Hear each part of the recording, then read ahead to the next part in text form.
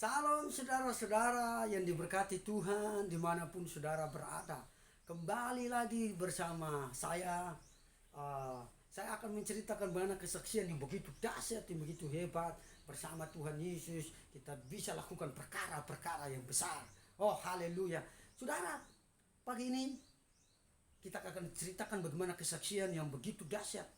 Satu hari saya ada di proyek, masih bersama di proyek Halmahera Tengah, ketika saya dipercayakan untuk bekerja di satu proyek, saudara. Dan pada saat itu materialnya sudah semuanya sudah saya lengkapi, tapi kami tidak bisa membangun, saudara. Kenapa kami tidak bisa membangun? Karena tempat proyek itu belum ditimbun, karena anggarannya tidak ada. Oh haleluya, saudara. Sehingga kedalaman dari tanpa proyek itu membangun suatu rumah sakit itu yang saya saksikan, rumah sakit Halmahera Tengah. Itu rumah sakit rumah sakit umum daerah pada saat itu tidak ada anggaran untuk timbunan, saudara. Nah, lalu saya katakan kepada bos, berarti kalau tidak ada anggaran timbun, bagaimana cara kita membangun? Bos katakan tidak ada anggaran, bahkan tidak ada di dalam dena itu, di dalam gambar itu, bahkan real cost itu tidak ada. Nah, saudara, saya katakan kita harus berdoa. Dan saudara, bos itu menyerahkan sepenuhnya kepadaku, dan akhirnya saya berdoa, saudara. Saudara tahu, waktu itu saya berdoa, dan di dalam itu ada salah satu anak, di dalam kapal itu ada salah satu orang sahabat kami, teman, dia sebagai supir dump truck, dan dia berbeda dengan iman kami. Dan bagaimana setiap pagi, setiap sore kami menyanyikan lagu, ada satu sobatku yang setia, tak pernah ia tinggalkan diriku.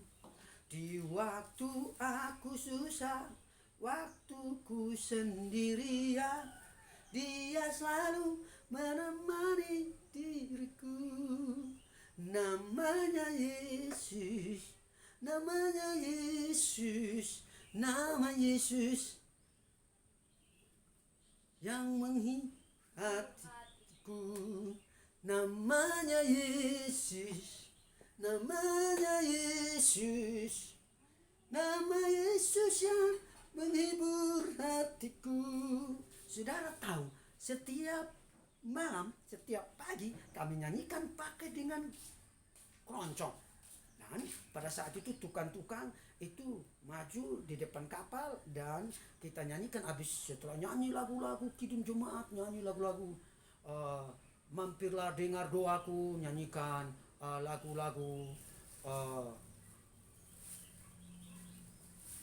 Yesus kawan yang sejati, kita nyanyikan lagu-lagu sekolah minggu.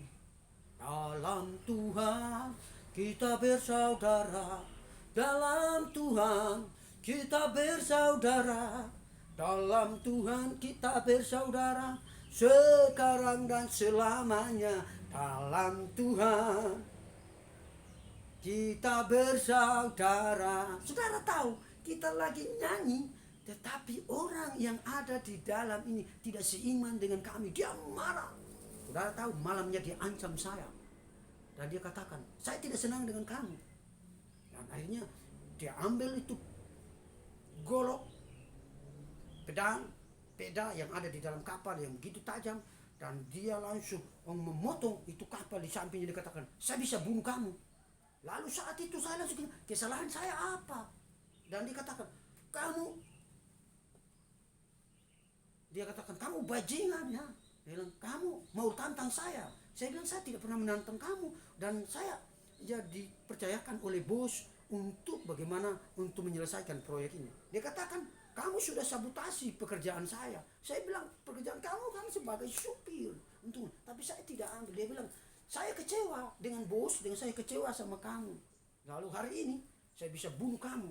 Lalu saudara tahu, dan mari itu saya sudah ketakutan. Dan dia ambil goloknya, dia potong tangannya, dia potong badannya, dia potong perutnya, dia potong lehernya. Dia bilang, kamu lihat, nggak bisa mengumpan, nggak bisa.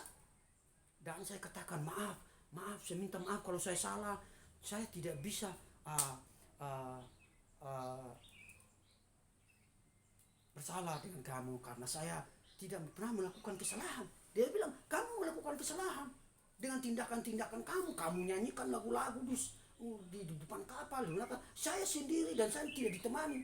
Saya katakan, mohon maaf karena kamu punya iman dengan saya berbeda. Tidak mungkin saya ajak kamu untuk, karena sedang kamu seorang yang percaya dengan aliran saya. Maaf kata, dia adalah orang kamu kedar Bayor, dan dia ditugaskan sebagai fungsi sebagai supir. Akhirnya saudara, saya malam itu saya ketakutan dan saya takut jangan sampai saya tidur, saya dibunuh oleh dia. Dan saudara tahu, malamnya sewaktu saya tidur, malam itu saya diperlihatkan Tuhan dan saya berdoa. Saya katakan, Tuhan, bisa engkau jamah dia, hati dia, supaya dia bertobat dan dia bisa tidak bermasalah dengan saya. Saudara tahu, kalau Tuhan bersama kita, tidak ada seorang pun yang bisa merencanakan hal-hal yang jahat. Akhirnya saudara, malam itu Tuhan memperlihatkan saya bahwa dia ada di dalam kelambu itu putih, dan dia ada bersama-sama dengan saya, dan kami tidur bersama-sama. Tapi dia tidak bisa tidur dengan saya di dalam kelambu itu. Dia mengalami kepanasan. Akhirnya dia keluar dari kelambu itu. Akhirnya dia keluar dan dia mimpi. Saya lihat bahwa dalam gambaran kelambu itu adalah Tuhan sedang menangkap dia. Tuhan sedang membuat dia bertobat. Dia mengalami sesuatu yang berbeda. Saudara, saya melihat pekerjaan Roh Tuhan yang bekerja dalam hidup malam itu. Dan saya melihat Tuhan perlihatkan saya itu. Kelambu, kami berdua tidur bersama-sama dengan orang yang tidak seiman. Akhirnya dia kepanasan dan dia keluar. Dan saya percaya Tuhan sedang melakukan segala sesuatu yang terbaik dalam hidupnya. Akhirnya pagi-pagi benar saudara, saya lihat dia ambil juknya. Orang yang begitu kaum kedar Bayor, dia tidak bisa nyanyi lagu-lagu dan itu bisa. Dia ambil pagi-paginya, dia nyanyi saudara. Dia nyanyi lagu-lagu apa? Dalam Tuhan kita bersaudara. Dalam Tuhan kita bersaudara. Dalam Tuhan kita bersaudara, sekarang dan selamanya. Dalam Tuhan kita bersaudara. Dan dia angkat lagu yang lain yang kami nyanyikan setiap malam, setiap sore saudara. Dan saya melihat tadi malam yang Tuhan sudah dibawa tunjukkan kelambu itu, ternyata ini artinya dia mengalami sesuatu yang berbeda. Tadinya dia ancam, dia mau bunuh, dia akan lakukan masalah dengan saya. Saya lihat dari atas lah, dari dek 2 saya lihat dia di depan di mana tempat itu kami berdoa. Dia nyanyikan lagu-lagu yang begitu. Tuhan pimpin dia dan akhirnya dia nangis dan saya pagi-pagi bangun dan saya bilang gini, selamat pagi, dan dia katakan selamat pagi. Begitu wajahnya penuh dengan kemuliaan, berbeda dengan yang lain. Dia nyanyi dan katakan, kamu datang ke sana dan kita nyanyi, haleluya. Dan malah hari itu pas saya katakan, kenapa kamu nyanyikan sedangkan kamu itu bukan orang Kristen, kamu itu adalah orang Muslim, kenapa kamu nyanyikan lagu? Dia bilang, katakan, saya berdosa, saya sepertinya tadi malam saya mengalami sesuatu. Akhirnya dia peluk saya dan dia nangis dan minta maaf. Dia bilang, Pak Pendeta, saya mohon maaf, saya sudah kasar dengan Pak Pendeta, saya sudah ancam, saya mau bunuh. Dan saya katakan, tidak masalah, saya sudah mengasihi kamu, saya sudah melepaskan pengampunan. Kita adalah sahabat baik, kita adalah keluarga Tuhan. Dan dikatakan, saya minta maaf. Dan akhirnya saudara, pada hari itu adalah hari Jumat.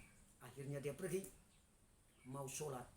Tapi saya katakan, pergilah kamu sholat. Dan akhirnya dia bilang, saya tidak tenang. Dan mau enggak? Dan dikatakan, mau enggak kamu ajar saya